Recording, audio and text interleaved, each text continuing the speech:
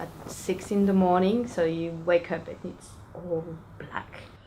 We get into the car and it was really cold and it was really dark. And they pick you up in these open, roof cars. They have blankets, they have ponchos, you're very safe. And then the sun comes out and you start to see animals. And then we drove up this kind of very bumpy, rocky hill. The game ranger drove like maybe half an hour and we didn't see much. And there, the sun broke through the clouds, and we came across these 3 elegant creatures. We could get out of the car and walk to the giraffes and be like maybe 50 meters from the giraffe. It's a kind of experience, you just can't imagine having until you've had it, and then you're like, Yeah, you don't come in South Africa without doing a safari.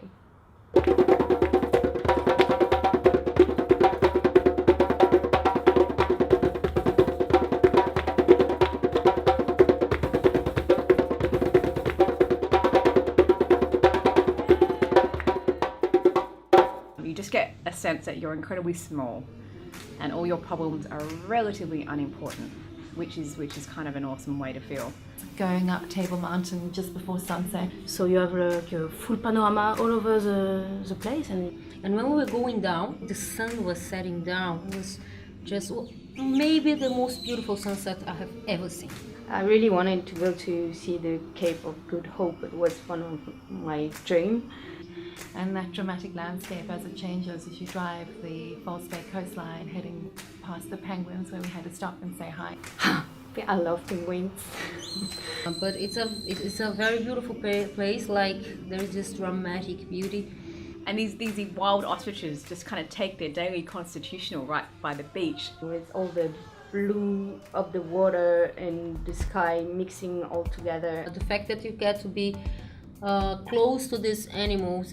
Then landing up in the winelands where we could walk through vineyards and taste beautiful wine at Spear paired with chocolate.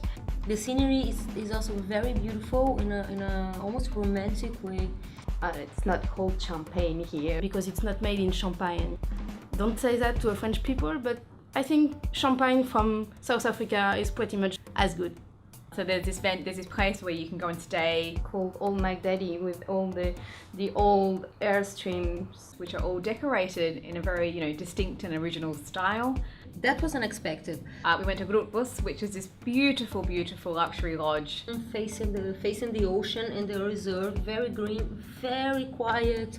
But what surprised me most about South Africa is the incredible diversity of different kind of food influences you have here. India, from all over the country in Africa, from England, which has been wonderful. I've really enjoyed that.